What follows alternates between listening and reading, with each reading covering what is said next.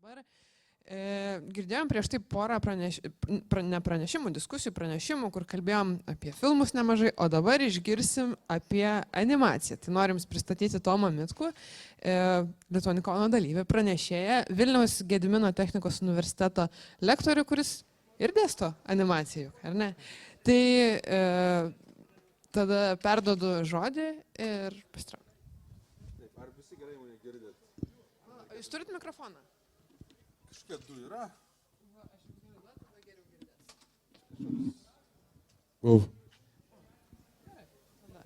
Nu gerai, naudosiu mikrofoną tuomet.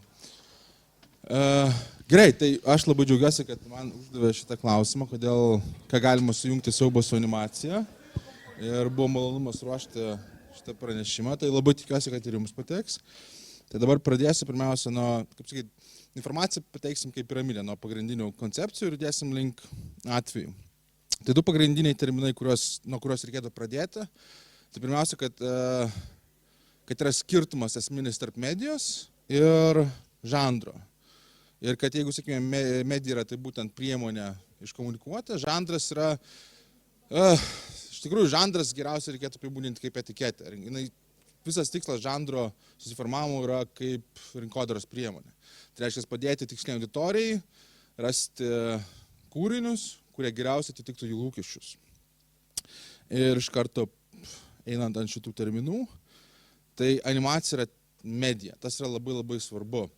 Nes viena didžiausių problemų, kurios kyla apskritai su šia gerokai senesnė negu vaidybinis kinas menų išraiška yra tai, kad jį klaidingai įvardima kaip žanras. Ir tas klaidingai atrodo, kas čia tokio, bet sakykime, gal neužšoksiu, gal paminėsiu, pavyzdžius paminėsiu vėliau, bet irgi tas man pasirodo vis laiką įdomu, kad net ir šiandien, jeigu nueitumėt į didžiąją dalį kino teatrų puslapio, tai kai būna rašomas žanras, laikai prirašoma animacija. Ir kas irgi yra įdomu, aš netgi padariau mokslinį tyrimą, užklausiu visų kino teatrų, ar jie žino, kad tai yra klaidingas, ir visi pasakė, kad taip. Bet geriausia dalis tai buvo jų atsakymas, kai paklausiu, kodėl taip darot, net sakė, kad mums tiesiog per daug kainuos perdaryti sistemą. Ir čia pasidaro ta problema, kad jeigu net kino teatras kaip institucija, kuri platina kiną, vadina tai žanru, yra ganėtinai, jeigu tu esi needukuotas būtent šitoj profesijai, tu kaip ir nekvestionuosi. O kai visur, kur tu matai vadinama tai žanru, tai labai greitai tampa tiesa. Klaidinga, bet tokia tiesa, kurios nekvestionuoja. Dabar kitas labai svarbus dalykas, ką aš noriu dar pridurti ir kas vėliau bus labai svarbu, tai kad terminą animacija apibūdina kaip pilnas gyvybės. Ir tas ir yra, kaip šitos medijos svarbiausia dalis, yra, kad animacija tai ne tai, kad yra kažkas pieštinio, kažkas sukurto, kažkas netikro. Galim, jeigu įsijungtumėt senesnį, nežinau, kiek jūs žinot, Vinampą, kur būdavo, kad galėdavot pajungti muziką ir būdavo tas simuliatorius, kur leidžia vaizdus, garsus. Tai nėra animacija. Tai yra simuliacija, kuri paleidžia vaizdus, kurie nėra užfiksuoti fotografiniu būdu. Bet tai nepaverčia animacija. Animacija turi vis tiek suteikti, mes turim patikėti, kad personažai yra gyvi, tam, kad jie veiktų. Bet prie šito dar grįšiu. Na ir siaubo žanras yra svarbi dalis šios prezentacijos, bet kadangi šiandien jau tikiu ne vieną kartą girdėjot žymiai platesnius apibrėžimus, tai aš išsirinkau tik tai vieną apibrėžimą, kuris man labai labai patiko, tai būtent, kad yra vos keli žanrai kine, kurie įvardina būtent tą emocinį pobūdį, o ne, sakykime, vietą arba laikotarpį arba kažkokį veiksmo pobūdį. Tai sakykime, kad westernas vieta ir laikotarpis, karo filmai, tai dažniausiai būtent kažkoks konkretus veiksmas, istoriniai filmai, tai laikotarpis, bet kas yra daugiau negu, man atrodo, apibrėžimas daugiau negu 2 kartų, daugiau negu 2 kartos atgal. Ir tai jau gali būti vadinamas istoriniu žanru. Tai va, tai manau, daugiau aš nesiplėsiu šituo. Ir dabar keli dar dalykai, prie kurių truputį grįšiu ir aš manau, verta porą minučių man tam skirti. Dabar animacija yra medija, bet kas yra labai įdomu, kad jinai turi skirtingas animacijos technikas. Ir dabar šiuo atžvilgiu technikos reiškia, kad yra skirtingi būdai, kaip yra gaminama. Tai nėra stilius, tai jos gali būti, Naudojant bet kurią animacijos technikų, galima naudoti bet kurį stilių, bet kurį žanrą. Tiesa, vieni veikia visą laiką geriau vienose technikose negu kitose, bet technika būtent apibrėžia, kaip yra kuriama ta animacija ir nieko daugiau. Ir tuomet yra stiliai. Stilių gali būti begalė ir dabar pats žodis stilius irgi yra labai svarbus, yra, kad stilizacija yra detalių atimimas. Pats paprasčiausias būdas šito termino apibrėžimo. Ir animacija būtent ir padaro tą. Jinai atima tam tikras detalės, bet viskas, kas lieka, gauna žymiai didesnę reikšmę. Ir irgi vienas iš, gaila dabar prisiminiau, kad neįdėjau skaidrės, vienas iš svarbiausių, neseniai tik atradau tarp kitų vienoje disertacijoje anglų animacijos, kur teiginys, kodėl būtent animacija turi tą tokį stiprų estetinį potraukį, vertimą, nežinau, koks būtų geriausias žodis, yra tai, kad būtent, kaip čia dabar trumpai pasakyti, smegenys yra tingios, jos nori paimti visą informaciją tingiausiai įmanomu būdu. Ir animacija būtent tą ir padaro. Jinai pateikia, kadangi atima bet kokį triukšmą ir palieka tik tai, kas svarbiausia, yra lengviausia suvalgyti. Ir tai yra vėlgi viena iš pradžių, kodėl vaikams animacija tai patinka. Yra būtent tai, kad yra žymiai paprastesnis pasaulio pateikimas, kur yra gerokai lengviau suvokti, negu tai dažniausiai pateikimo vaidybinio kino filmo formatu. Taigi, stilizacijos gali būti pačios įvairiausios. Ir vėlgi tik tai priminsiu, kad kai kuriuose animacijos technikose vieni stiliai yra lengviau gyvenami negu kiti. Kaip pavyzdžiui, pats paprasčiausias pavyzdys būtų CGI, arba klaidingai vadinamas 3D, yra žymiai lengviau išgauti fotorealistinę stilistiką, negu bet kurią kitą animacijos techniką. Tak, ir dabar siaubas irgi. Kai mes kalbam apie siaubą kino kontekste, labai svarbu prisiminti, kad tas siaubas yra ne vienalytis. Kas irgi vėlgi labai įdomu, kad siaubas labai stipriai evoliucionuoja, jis labai lengvai tampa hybridinis, tai reiškia, jis labai lengvai maišomas su kitais žanrais, bet yra labai skirtingų būdų, kaip prieinamas tas siaubas. Ir pavyzdžiui, vienas įdomesnių mano visą laiką aspektų būna, kad yra siaubas, kad mes į tą patį siaubo katilą metame tiek kūrinius, kurie vaizduoja nemalonius vaizdus, ir tuo pačiu siaubas gali būti tas, kuris sukelia labai didžiulę grėsmę. Tai reiškia, iššaukia žiūrovui nejaukumą, kad yra kažkoks pavojus, kuris gali, kažkokia forma, tai gali būti ta mentalinė, tai gali būti fizinė, tai gali būti religinė netgi, formos sunaikins protagonistą, kurį mes mėgstam. Taigi, tas siaubas gali būti įvairus ir dauguma žiūrovų turi skirtingas tas pasirinkimus, kuris siaubo dalis labiausiai jiems patinka. Bet šiuo atžvilgiu nereikia svarbiausia išrinkti, kuris yra geriausias, o būtent tiesiog žinot, kad skirtingi žmonės turi skirtingus pomėgius šiuo atžvilgiu. Ir dabar prieisim po truputį prie animacijos. Dabar siaubas, kaip ir truputį minėjau, yra animacijos naudojamas ir ganėtinai dažnai. Bet reikia išskirti tokias dvi kryptis, tos siaubo kūrinius. Yra vieni, kurie turi siaubo elementus. Ir pavyzdžiui, sakykime, jeigu mes paimtume patį kraštutinumą, Hotel Transylvanija, jis yra visiškai vaikams skirtas. Tarkime, jisai neturi jokių siaubo istorinių elementų, jis tiesiog turi tradiciškai, ką randame siaubo istorijose. Bet kas liečia patį tą siaubą, jis nėra išgaunamas istorijai. Ir tuomet mes galime eiti kitą kraštutinumą, kur yra siaubo istorijos. Tarkime, taip, jie gali turėti siaubo elementus, bet pati svarbiausia dalis yra būtent tas potyris. Kad tu turi pajusti, jis neturi atrodyti kaip kažkokia versija iš siaubo filmų, bet būtent iššaukti tą siaubą. Ir šio pranešimo metu mane būtent ir yra labiausiai domina būtent šitos dalis. Tai reiškia, tos, kurios iš tikrųjų nori iššaukti siaubo pojūtį iš savo žiūrovų, o ne tiesiog pavaizduoti elementus. Tai siaubas. Ir siaubas, kaip minėjau, gali būti įvairių formų. Ir sakykime, tai gali būti vizualus, psichologinis, idėjinis, bet visais atvejais skirtas tik suaugusių auditorijai. Ir dabar irgi, pavyzdžiui, sakykime, nežinau, ar visus žinot, specialiai stengiausi imti kuo įvairesnius, bet man vienas įdomiausia yra dešinėje apačioje. Ten yra iš britų filmo, yra, kaip jis vadinasi, aš skirtau, Battleship, ne. Kaip? Watership Down, jo. Jisai yra žiauriai įdomus, kadangi jisai iš esmės tuo metu buvo skirtas vaikams, bet jisai vienoje vos vieninteliai scenai pateikė iš tikrųjų tokią siaubingą koncepciją, kur yra tiesiog įvykdomas. Tarkim, kodėl tas siaubas kyla? Kad mes iš pradžių esame supažinimi su triušiais personažais, kuriems mes suteikėm asmenybės. Tarkim, mes kaip žiūrovai suvokėmės kaip asmenybės. Ir tuomet vienoje filmo dalyje yra pavaizduojama, kaip tiesiog yra išžudoma visa kolonija.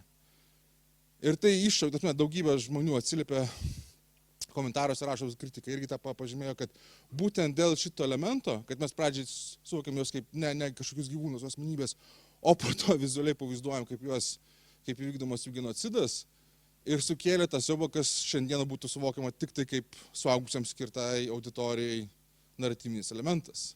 Tuo metu kažkokiu būdu tas praėjo tiek pro kūrėjų akis, tiek pro cenzūros akis. Gerai, tai dabar kas daro animaciją puikiai išraišką siaubai? Čia yra įdomiausia, man atrodo, dalis, kurią pradėjau bent savaitę nagrinėjau mintise, kol pavyko tiesiog greitai projektą ir parašyti. Ir išskyriau kelis elementus. Pirmiausia, galimybė pavaizduoti įvairios formos būtybės bei pateikti jas kaip integralią pasaulio dalį. Dabar šitas yra aš dabar tik trumpai visus išvardinsiu ir po to eisiu per atvejus, kad truputį praplėsti. Antrasis yra animacijos medija yra lengviausia išgauti savanorišką netikėjimų sustabdymą, ta suspension of disbelief. Dabar pirmas ir antras yra iš tikrųjų labai panašios, tai yra ta pati moneta, tiesiog akcentuoja truputį skirtingus dalykus. Ir būtent dėl to aš nusprendžiau juos išskirti. Siaubo žanro kino filmus vidutiniškai yra pigiau sukurti naudojant animacinį vaidybinio kino formą. Vėlgi, tai nėra absoliutizmas, yra aspektai, turi būti tam tikri kriterijai, kad šitas teiginys būtų teisingas ir aš apie juos pašnekėsiu truputį vėliau. Animacija yra puikiai išraiška naudoti simbolizmą bei metaforas. Animacijos išraiška leidžia sukurti emocinį atstumą, kuris leidžia amortizuoti patiriamą šoką. Animacijos išraiška leidžia sukurti visiškai valdomą aplinką ir kai kurios animacijos technikos bei stiliai gali padėti išgauti nejaukumo jausmą. Ir animacijos kūriniai ženkliai lengviau išvengia senėjimo potyrio iššūkio, kuris ištinka vaidybinio kino išraišką. Taip, tai galimybė pavaizduoti įvairias formos būtybės bei pateikti jas kaip integralią pasaulio dalį. Yra riba, kiek mes galim praktiškai sukurti tikroviškus kūrinius. Ypatingai, jeigu mums reikia, kad tie elementai, siaubo elementai galėtų vaidinti. Ir patys pirmieji variantai, aš padėjau kraštutinumą, kuris būtų lengviausiai vardymas. Šiuo metu, jeigu mes paimtume filmus, kurie nusprendžia praktiškai pateikti siaubo elementus, yra žymiai geresni, bet pats principas išlieka, kad vaidybinis formatas turi ribas. Ypatingai, jeigu mums reikia vaidybos elemento.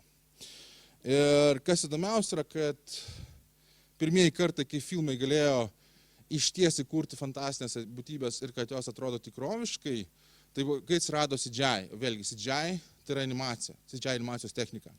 Tai reiškia, reikia vis tiek animacijos, net kai naudojame vaidybinio kino formą, tam, kad galima būtų sukurti kažkiek tikrovišką. Ir aišku, dabar šiandieną galima padaryti iš tikrųjų tos tikroviškus fantastinius būtybės ir reiškinius, bet tas pats įdomumas, ta pati ironija yra, kad vis tiek mums reikia animacijos, kad mes galėtume išgauti tą tikroviškumą, believability. Dabar galimybė pavaizduoti įvairias formas būtybės, pateiktas kaip integralią pasaulio dalis 2. Tai čia būtent aš jau pasiėmu animacijos dalis. Ir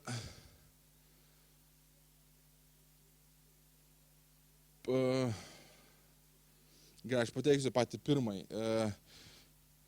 Sakykime, be animacijos mums būtų labai sunku sukurti praktiškai kai kurios reiškinius. Pavyzdžiui, pirmas yra, aišku, vaikštantys skeletai.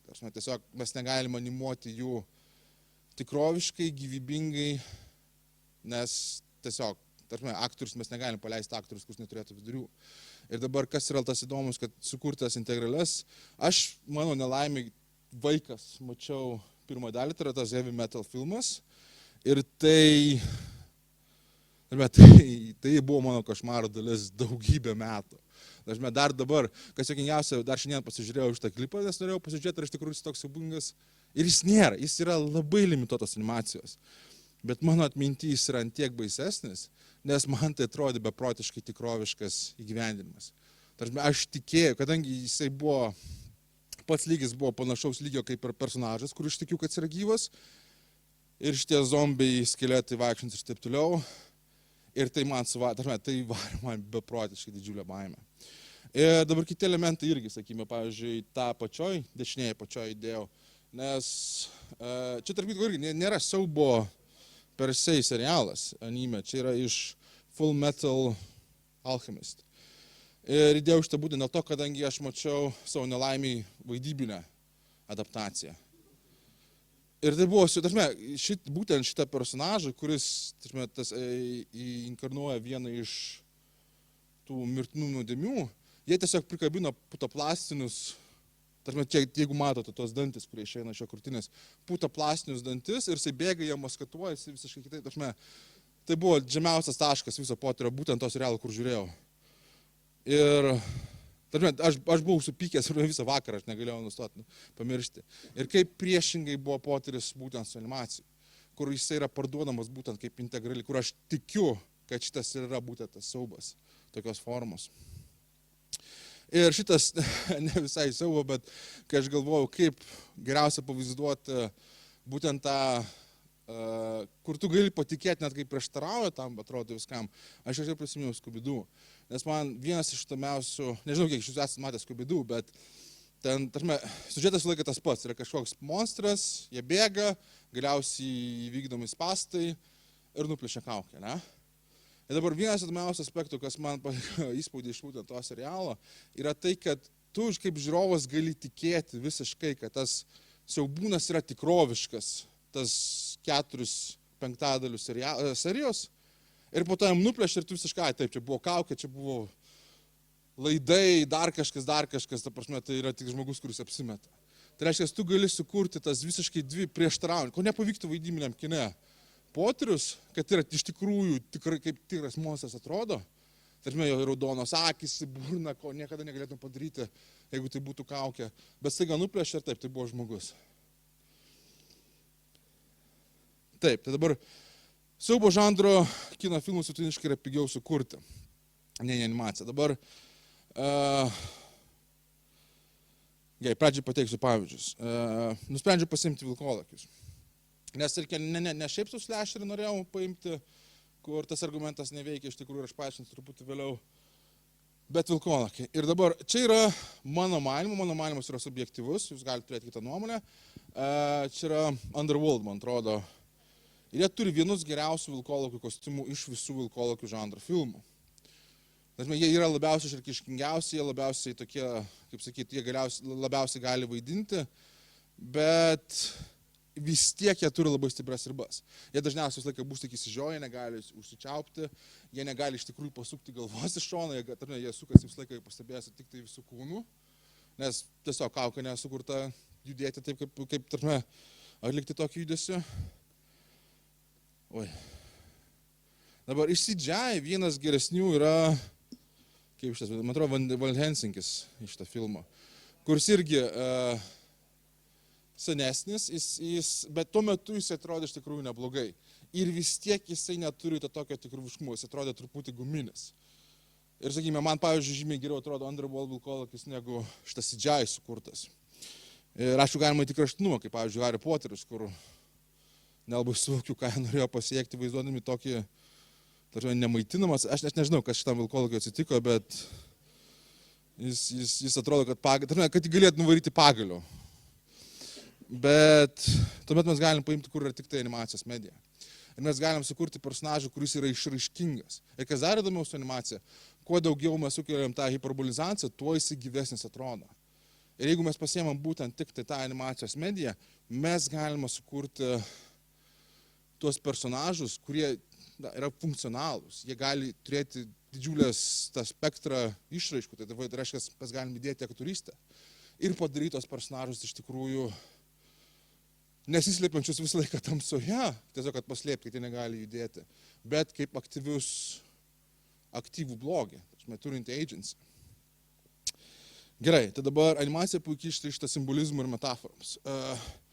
Čia irgi ne visai iš siaubo, bet keli mano mėgstamiausiai pavyzdžiai. Tai pirmas yra, čia yra Kung Fu Panda 2. Ir kas man konkrečiai šitas atvejis labai patinka, tai atkreipkite dėmesį į dangų. Ta prasme, tai yra vidury dienos, jisai ateina, prasideda kova, konfliktas ir dangus pasidaro visas kruvinas. Jeigu tai būtų vaidybiniam kine, visi būtų pala. Kodėl mėlynas dangus taiga tapo raudonas. Bet kadangi tai animacija, tai yra visiškai ignoruojama faktas, tarsi tai niekam netrukdo, bet jis dar geriau sukuria tą perdavimą pagrindinę emociją, kuri yra toj scenoje. Tai reiškia, animacija gali stipriai deformuoti savo aplinką, tam, kad panaudotų simbolinius elementus, kad sustiprintų pagrindinę žinutę. Kitas elementas yra personažai.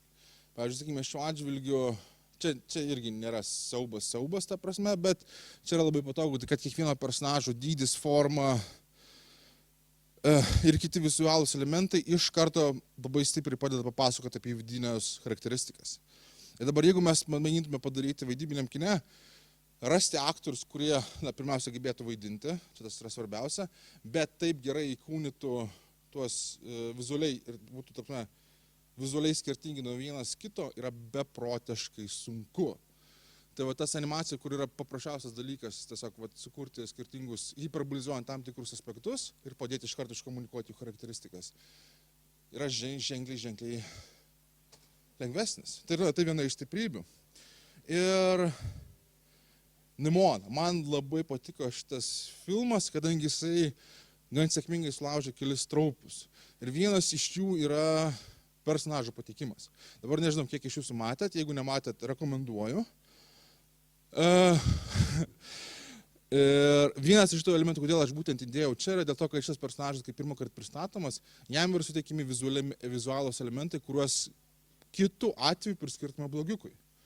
Tarkime, jos akis, pakvaišusios, dantis, literaliai kaip plėšrūno, trikampiniai. Jie bet kuriuo kitu atveju mes manytume, kad tai yra blogiukas. Ir mums viskas, panaudojame ne tik naratyviniai, bet ir vizualūs elementai, kad mes abejotume šito personažo intencijos, motyvais ir taip toliau. Ir kas vėliau labai gražiai sužaidžiama pabaigoje. Bet būtent tas, kad mes galime vizualiai naudoti labai lengvai tuos simbolinius elementus ir nesugriaunam nei kiek pasaulio. Ir galiausiai pats geriausias pavyzdys, mano manymu, yra, dabar nežinau, kiek iš jūsų esat matę, nes pagrindinėse platformose ir kino teatro šitas nebuvo rodomas, kiek aš žinau. Tai yra rodos 20 metų Lenkų dokumentika. Vadinasi, Mažas genocidas. Dabar čia yra pati dokumentika yra apie vieną šeimą, kelias kartas, kur Antrojo pasaulinio karo metu nacių vokiečiai atėjo ir tiesiog išžudė didžią dalį kaimo. Šiaip sau. Šiaip sau, jie manė, kad jie padeda partizanams, kas iš tikrųjų vieną šeimą padėjo, bet jie tiesiog išnaikino visą kaimą. Ir dabar kas buvo labai geras sprendimas, nes animacija dokumentikoje, taip, jinai dabar labai populiari, bet ne visada teisingai naudojama. Dažniausiai jinai naudojama kaip toks blizgutis, kad ateit pakviesti įsiskirti. Bet šiuo atžvilgiu jinai buvo labai gerai panaudota būtent dėl animacijos supergalių. Ir filmo pačioje pradžioje, pirmiausia, rodomas pasaulis, kuris atrodo nupačias vaiko. Ir taip netrunka gal minutę, tiesiog žiūrim, okei, vaikai tvarkoja ir staiga ateina tankai, lėktuvai, nupjautos galos pradeda riedėti. Ir tu iš karto esi pakeistas kaip žiūrovas, kadangi tu ką tik suvoki, kad viskas tas, ką tu manai, kad yra nekaltas vaikiškumas, buvo ką tik sunaikintas. Tai tarsi, nepasakant jokiais žodžiais, nieko, tiesiog parodant šitą klipą, tave iš karto įstato į teisingą emocinį būvį, tam, kad tu galėtum toliau žiūrėti tą tragediją, kuri nagrinėjama dokumentikoje. Ir čia iš tos pačios dokumentikos kitas pavyzdys, kurį aš labai noriu pavaizduoti, kadangi ir esu net parašęs mokslinį straipsnį apie šitą, būtent kaip animacija leidžia amortizuoti šoką. Ir dabar šitoje dokumentikoje buvo paskelbta animacija dėl vienos scenos svarbios, kur atpasakoja būtent tos pagrindinės dokumentinikos motinos ir senelės, vyresnės kartos įvykius, tai būtent kur ateina vokiečiai, pirmiausia padega namą, bet tas namas padegtas, viskas tvarkoja.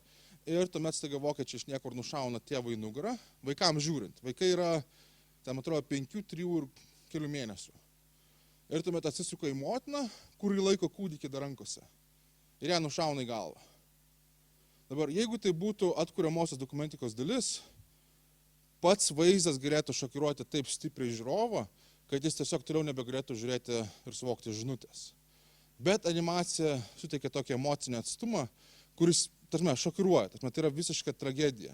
Kokiu pjūviu be pažiūrėtum, bet jinai leidžia išlaikyti tą atstumą ir toliau žiūrėti, suvokti tą žinutę.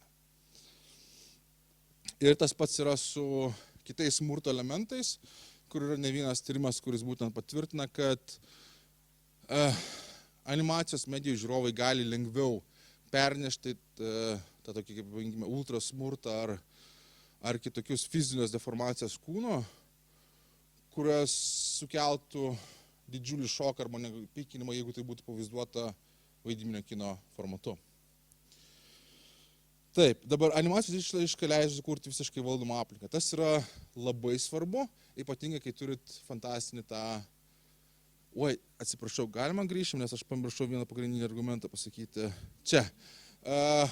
Kad animacijos yra pigesnės. Dabar šitas argumentas veikia tik tuo atveju, jeigu mes kalbam apie kažkokias fantastinės būtybės. Nes jeigu siaubas eina apie tiesiog kažkokį slasherį, kur tiesiog eina ir pjauna visus su kirviu, ar nesvarbu kokiu nors įrankiu, ne, tai yra vienas pigiausių žanrų, kuriuos galim padaryti vaidybiniam kine. Bet jeigu mes turim fantastinius elementus, kurie turi atrodyti tikroviškai, tam, kad mes patikėtume, tam, kad mes jų bijotume, kaina iškart šauna milžiniškai ir pasidaro pigiau tiesiog daryti animacijos kūrinį. Gerai, atsiprašau. Taip, tai dabar ta leidžia sukurti. Animacija, kas yra labai įdomus, kad jinai leidžia pirmiausia sulaužyti visiškai.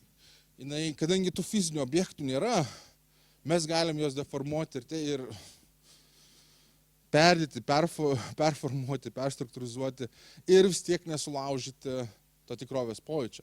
Tai toks negali būti perspektyva, mes negalėtume pasiekti jokią kamerą, bet jinai vis tiek atrodo tikroviška ir jinai leidžia papasakoti kažką vizualiai, ko nepavyktų vaidybiniu formatu. CGI yra tas pats, kur mes, sakykime, ta kamera virtuali ir jinai gali imituoti visas fizinės kameros savybės. Nuo linzių, plano, ką norit, mes galim atkartoti CGI. Ir mes galim įdėti į bet ko, mes galim mikroskopinę, mes galim įdėti į sieną, nėra absoliučiai jokių fizinių limitacijų. Kaip kad pavyzdžiui, jeigu mes turime IMAX kamerą, kuri, kadangi stereoskopinės kamera, tai nėra didžiausia įmanoma, kokią dabar galima gauti rinkoje, bet su ja nei palakstysi, nei įdėsi į mažą kambariuką, nei, limitacijos yra milžiniškas. Tai ir irgi toks dar vienas pavyzdys, kur norėjau dėti, kad tas reiškia, kad aktorystės elementas ir fizinis elementas yra pilnai valdomi. Sakykime, jeigu reikėtų nufilmuoti tokią vaidybiniam kine, čia iš Wreck-It Ralpho, kur irgi, jeigu nematėt, rekomenduoju, bet tik pirmą dalį, antros ne. Tai tas, kad būtent, tu gali visiškai valdyti kritimą, kamerą ir vaidybą tai yra pagrindinės supergalios animacijos. Ir dabar tos stiliai, kurie gali padėti į nejaukumo jausmą. Apie šitą buvo jau užsiminta praeitame pranešime. Ir dabar neatsimenu, kaip šitas Uncanny Valley buvo visai neblogai iš nejauka. Taip, nejauka, bet vėlgi svarbu, kad ne tik nejauka, bet ir tas valley, slėnis. Kadangi jis pats šitas terminas būtent rodo, kad yra riba, kur pasidaro cute, kur mums patinka. Ir tuomet, kaip priartėjom prie to tikroviškumo, bet kokie netobulumai mums suteikia bet kokį, beprotiškai didžiulį tą nejauką, ne? Ir dabar iš pradžių pamėginau rasti tuos pačius baisiausius, tuos tokius tikrai nejaukumo sukeliančius animacinius sprendimus, bet jie pasidarė tokie man nejaukus, net nenorėjau skaidrės dėti, tai nusprendžiau truputį kitų kelių. Ir tiesiog pamėginau paguglinti, kur patys žiūrovai išreiškė, kas jiems sukėlė nejaukumą, kai jie žiūrėjo animaciją. Ir, pavyzdžiui, vienas iš tų buvo iš Dumbo Disnėjaus filmo, kur, man atrodo, haliucinuoja. Ar sapnuoja kažką Dumbo ir yra rodoma šita scena, kur yra be akių juodi drambliai. Antras buvo ganėtinai įdomus pasirodęs yra iš Avataro TV serialo, kur yra vėlgi demonas, kuris pavogė veidus ir sielas. Ir pats tas vaizdinys daugam, išreitinguotas buvo ganėtinai aukštai. Daugam būtent išaiškė, kad jisai sukėlė iš tikrųjų nejaukumą žiūrint šitą epizodą.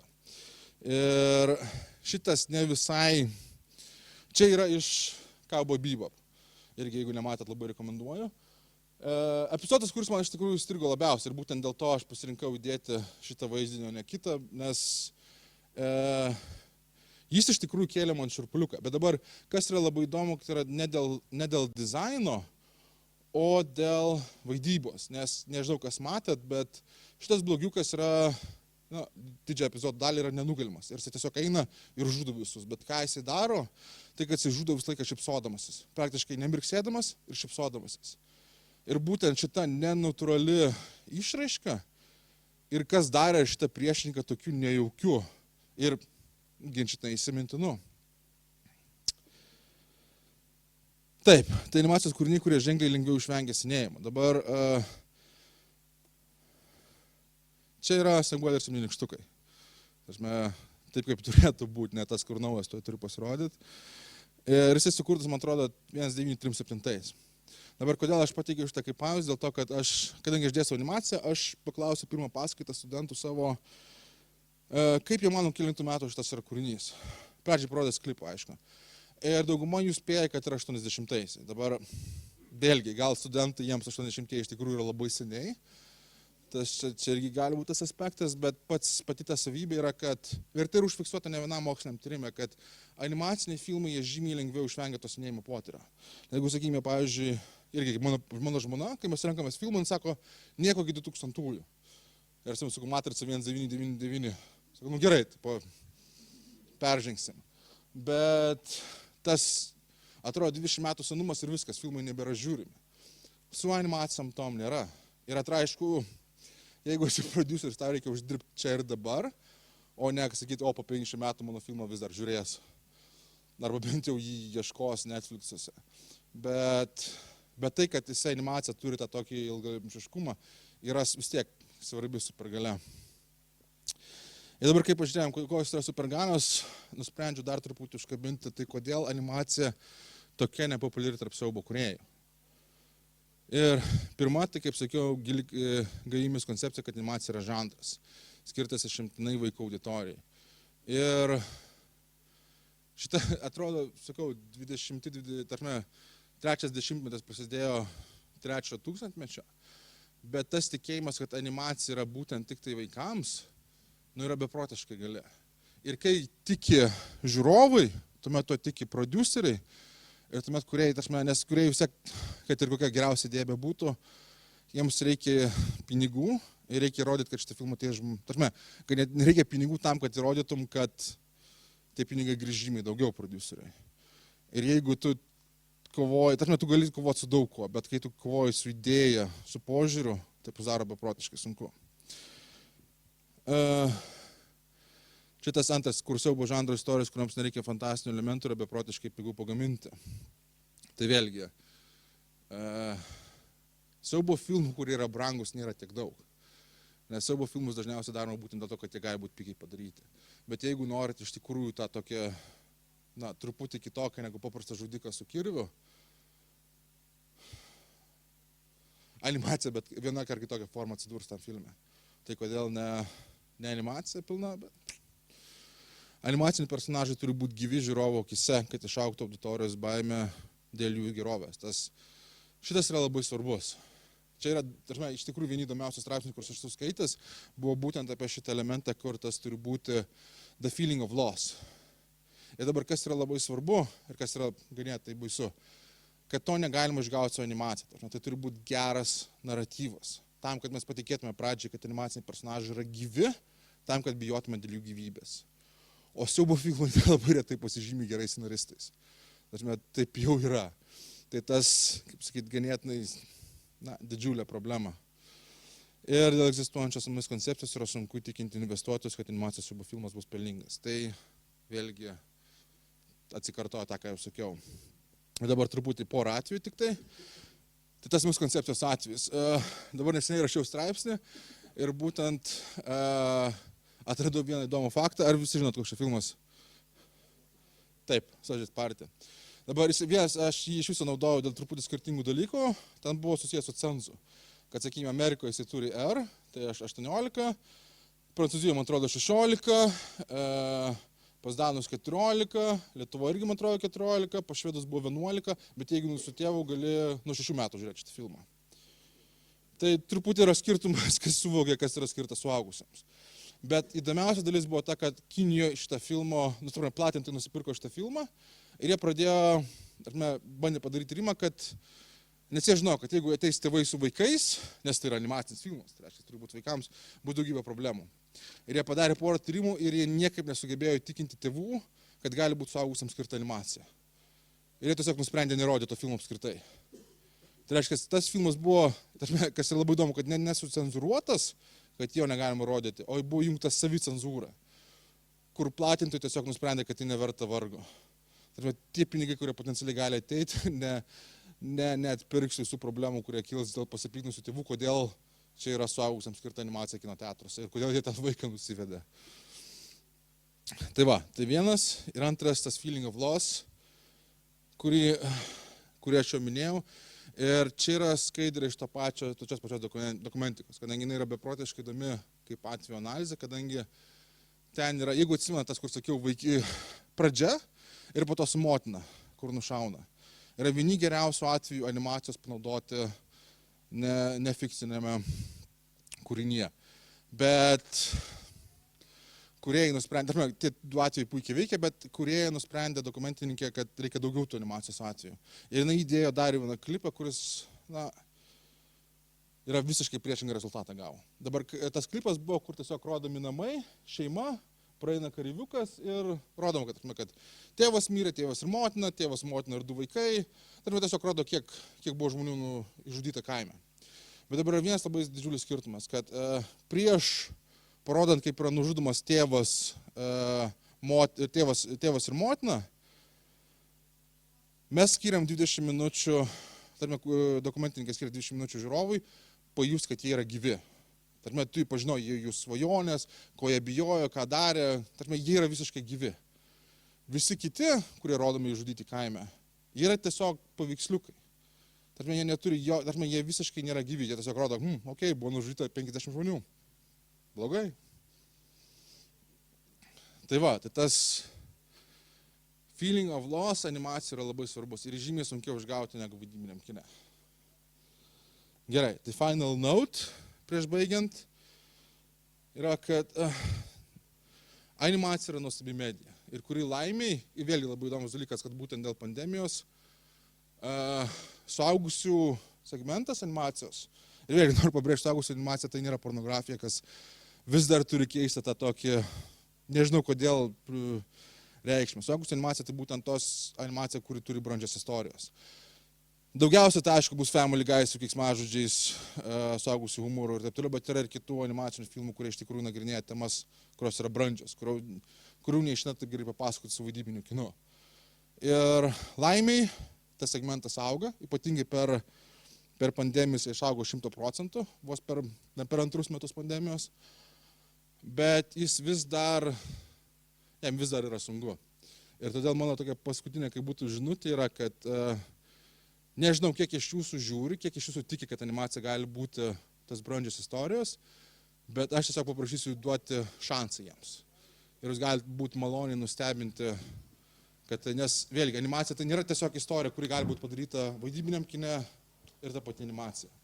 Animacijos istorijos, kurios padaro kažką labiau geros bent jau, to, ko negali padaryti vaidybinis. Ir ta patirtis gali būti neįtikėtina. Tai tiek.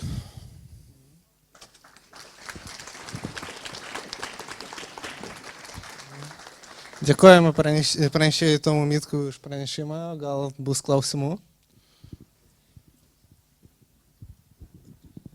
Tai vienas klausimas būtų, dabar buvo daugiausia kalbama pavyzdžiuose apie tą pieštinę arba CGI, bet iš stop motion pusės.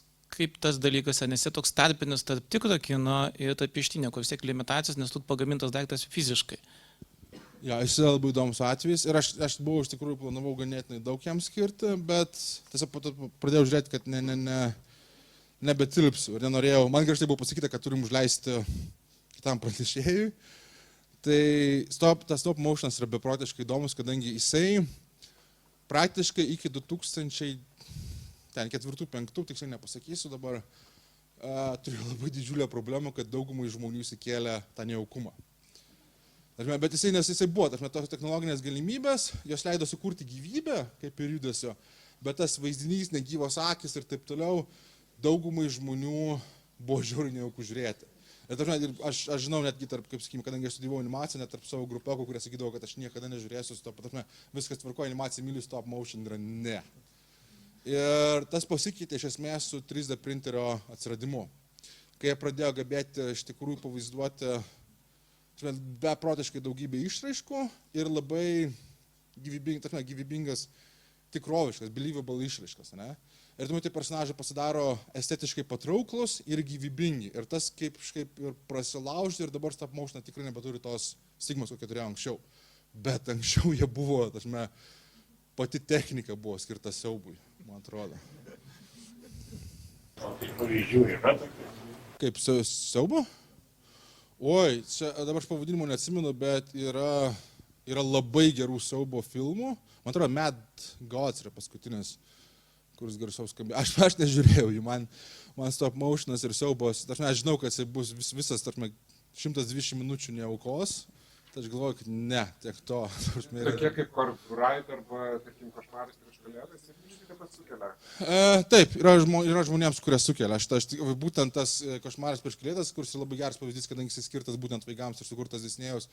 Bet aš tikrai žinau daug žmonių, kurie sako, kad jiems buvo nejauku žiūrėti filmą.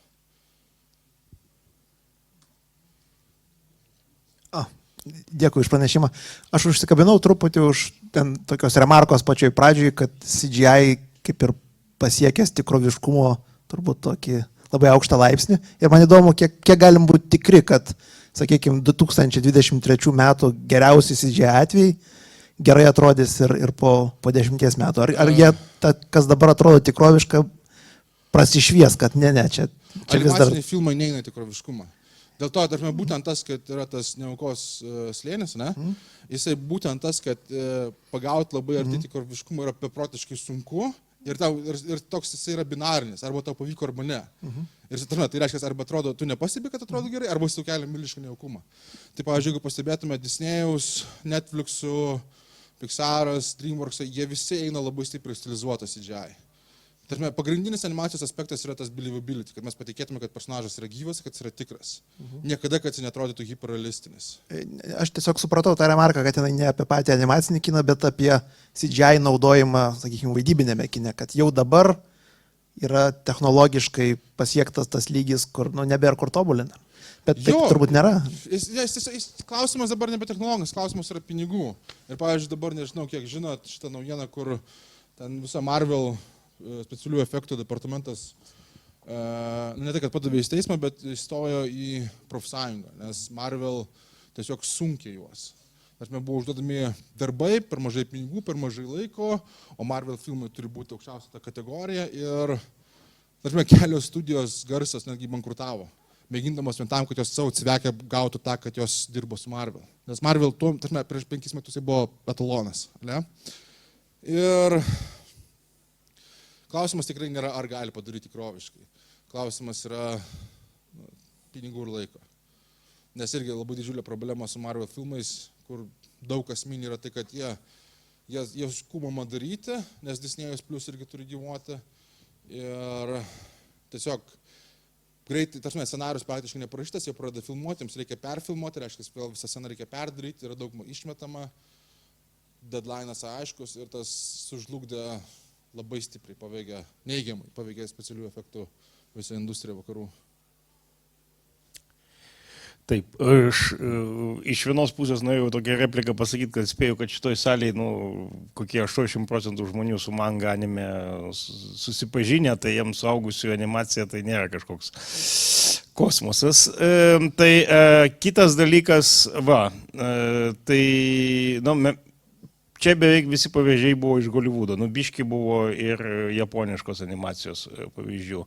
O ką mes ten kitose žemynuose turim, reiškias, Indija žaidžia su šito žanru, Afrika žaidžia su šito žanru, ar yra kažkokių prošvaiščių.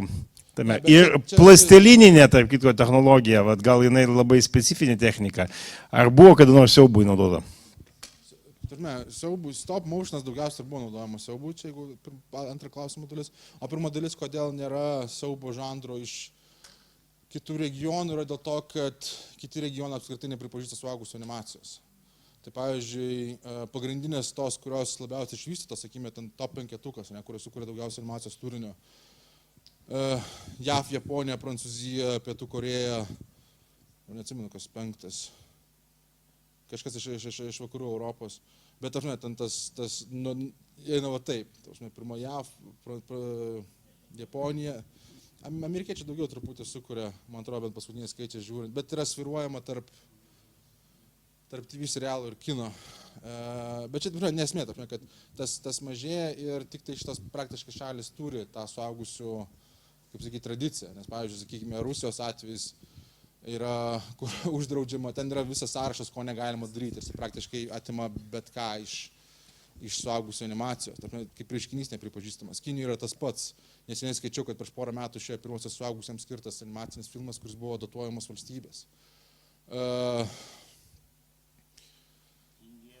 Indija irgi, kiek aš žinau, Indija dabar labai stipriai augina, nes Indija yra viena didžiausių animacijos industrijų, bet jinai service provideriai.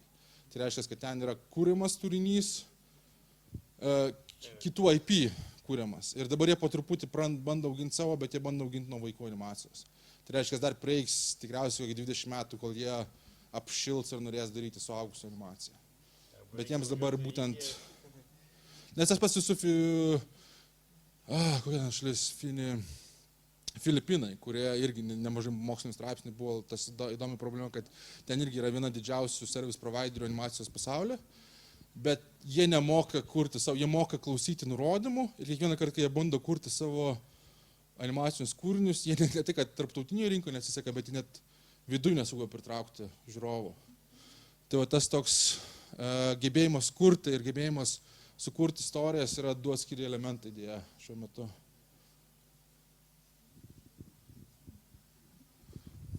Gerai, tai tikriausiai galim... O sakykit, jeigu va, ta vaikų animacija toks kaip jau savaime tarsi suprantamas dalykas, nuo ko va tie indai pradeda, kaip taip yra? Ar tai yra, kad vaikų smegenim lengviau suvokti animacinį filmą negu vaidybinį, ir iš kur iš vis tas atsiranda, kad animacija tų vaikams? Ne, tai pirmiausia, kas liečia šitą teoriją, tai pirmiausia yra reiškinys, tai reiškia, kad vaikams tikrai patinka animacija ir po to buvo klausimas, kodėl. Tai va, tas vienas iš atsakymų tai yra tikėtinų, tai yra vis tai hipotezė, aš neradau, kad būtų tai patvirtinta kažkokiais empiriniais tyrimais, yra būtent tas supaprastintas pateikimas pasaulio. Nes tų vaikų, ryškios spalvos, stilizuoti pasaulį, labai aiškus naratyvai, kažkas darai blogai, kažką darai gerai, esi apdovanojamas arba nubaudžiamas ir tai labai lengvai leidžia sukramtyti. Versus bet koks vaikų turinys, kuris yra daromas live action. Jis tiesiog praktiškai niekada nepasiseka taip, kaip animacinis. Yra keli variantai, pavyzdžiui, sakykime, Teletabiai buvo labai sėkmingi, bet vėlgi, kas liečia live actioną, jie yra labiausiai animacinis pasaulis, koks įmanomas vaidybiniam kine, vaidybiniam formate. Tai va, tas yra, kad tikėtina, labiausiai tikėtina, kad tiesiog vaikams labai patinka supaprastintai žvelgti pasaulį, kuris yra pateikiamas. Ir plus jisai spalvotas ir ryškus. Galiu? Žiūrėdavau tos istorinius filmus, gal nebūtinai istorinius, kad nors ir scenos, kur būdavo vaikystė arba prequel. Ir ten būdavo kiek kiti aktoriai negu... Nu jo. Tai ar naudoja tą tiesiog, kad istoriniuose filmuose, tarkim, būtų visas filmas su tuo CGI. CGI, jo. Istoriniuose filmuose CGI dažniausiai naudojama masinėse scenose. Bet jos yra brangios, ypatingai tam, kad atrodo tikroviškai, nes tas atsiranda tas slėnis. Pavyzdžiui, neseniai žiūrėjau The Last Kingdom, man atrodo, Netflix'as yra, ten kur vienas lietuvis vaidina. Tai irgi ten pirmose sezonuose bandė daryti tą masinės scenas, uždėjo ale rūką, tarsi akivaizdžiai matosi nukopijuoti gabalai. Ir jisai iškart sugriauna visą tą Potterį, kuris buvo nuostabus, kol tu žiūri vien tik tai aktorystę ir tuos visus tą aplinką. Ne? Tai CGI yra naudojamas, bet, vat, kaip sakau, yra tas, jeigu iššauki, turi būti labai gerai padarytas, kad neiššauktų neaukos ir tam, kad nesužudytų visą Potterio. Nes kai tu iškrenti iš kino Potterio, yra labai sunku jį grįžti. Ir užtenka tik tai vienos akimirkos. Taip? Jo, mano klausimas būtų iš tų apie Žiedų valdovus gal. Taip. Ir apie animaciją, CGI, kuris buvo naudotas per Hobbitą. Jeigu jiems taip gerai pasisekė visas kariuomenės projektus, visų to makiažų labai realistiškai pavaizduoti, dėl to jie priėmė sprendimą perkelti CGI, kai jie prieš tai sukūrė normaliai timeless tokius... Ten, kiek aš žinau, problema buvo tai, kad ten turėjo būti šito meksikiečio režisieriaus kūrinys, kuris turi visiškai kitokį stilių. Ir pačią paskutinę akimirką jisai... Kaip? Taip, dėl Toro. Ir jisai paskutinį minutę atsisakė ir dėl to turėjo įeiti tas originalus režisierius. Ir jisai tiesiog iššoko į kūrinį, kuris buvo ne jo. Ir jisai turėjo tiesiog greitai prisitaikyti. Ir dėl to jisai gavosi toks visiškai, atrodo to paties režisierius, kuris myli patį visą kūrinį, bet jisai toks visiškai kitoks, visais pjūviais įmamas. Tai, bet čia vėlgi, aš iš vidaus nebuvau, čia ką aš esu paskaitęs, ką aš žinau, čia būtų mano hipotezė. Aš noriu paklausti apie balansavimą ties čia. Gerai. Apie balansavimą ant neaukos ribos Giblio filmuose, Miazakio Giblio. Mūsų suaugęs sūnus visiškai nepakenčia fantastikos ir aš bijau dėl to, kad mes labai smarkiai išėrėm visą japonišką animaciją. Ir ko gero baigėsi jo žiūrėjimas ties Šihiros nuotykiais, kai šūdo krūva ateina į pirtį ir ties Laumžirgių slėniais. Čia gali būti dėl tos neaukos? Gali būti, bet aš tokiais atvejais labai vengčiau absoliutinti, nes kai tik tu pasakai, ką, tikriausiai atsakymas yra toks, nežinant visų duomenų. Nes aš kaip mokslininkas, aš bijau šito kaip velnio. Žiūrim Giblį, Miazakį, japonišką animaciją. O sūnus išeina iš kambario iš karto. Gali būti, nes vėlgi reikia, o kiek metų? 21. Kiek? 21 sūnus. Gali būti, bet čia tiesiog sukuria, yra žmonės, kurie gali būti jautresni, kurie tiems vaizdams ir tas yra, kad animacija, kuo yra puikiai, kad jinai, kadangi yra stilizuota, smegenis užpildo visas kitas detalės patys. Tai jeigu yra kažkas baisus ir tu kažko bijai, kas susijęs su tuo, tu padarysi tą vaizdinį baisesnį. Nes čia kaip tas pavyzdys su zombiais man, kur buvo vaikystėje, kur dabar žiūriu, atrodo visiškai labai limituotas, bet man tai buvo vienas baisiausių vaizdinių, kokį aš vis dar dabar prisimenu. Ta prasme, jisai net nežiūri Kimetsu no Jaiba, kuris yra iš principo filmas apie gailestingumą. Ne? Tai mano spėjimas toks ir būtų, daugiau nežinant duomenų. Ir paskutinis klausimas. Tai animacija ir siaubas man labiausiai sies su Cowardly Dog. Jie ten, aš nežinau, aš ir vaikystį bijau ir dabar bijau žiūrėti tą animacinį serialą. Ir įdomu ten, ką scenaristai ar šitie kūrėjai, jie ten naudoja turbūt ir Uncanny Valley daug dalykų, nes tiesiog nejauku labai žiūrėti ir baisu ir taip toliau. Gal galit paplėtoti, galbūt iš mokslinės pusės kažkiek? Aš, kadangi seniai mačiau ir dabar neatsimenu, tai nenoriu meluoti ir apsimest, kad žinau, bet mano spėjimas būtų vis tiek tas, būtent Uncanny Valley ir būtent tas stilizavimas, kur suteikia, nes animacija yra hiperbolizuojama. Tai reiškia, viskas, kas turi būti baisu, viskas, kas turi būti neaukų, tu padarai labiau ir tai tavęs vis dar neišmeta iš Poterio. Kas priešingai būtų, tarme, jeigu visi atsimenat lietuvišką kiną prieš 20 metų, kur visi, tarme, teatrinis, kur būdavo, ne, tai, tarme, ir tu po kelių šitų kvėpavimų, tu, tarme, niek žmonės, jokie žmonės nešneka, tarme, atrodo, kad tos aktorius laiko kažkokioj būdeliai visus 4 metus ir jie tikrai žmonėms nebendrauja. O animacija yra priešingai, tarme, visas tas hiperbolizavimas, padarimas, tu gali laužyti tą formą, jinai tik sustiprina tą Poterį. Tai jeigu tau yra jau, žinai, kaip sakyt, pats, jeigu kūrėjas yra talentingas, jisai sužais visom šitais įrankiais, kad sukurti didžiausiai įmanomą tą emocinį Poterį. Dar klausimų būtų? gal nenervinkim kito pranešėjo, duokam jiems skaidrės įsimesti. Gerai, dėkui labai visiems, tikiuosi patiko. Taip.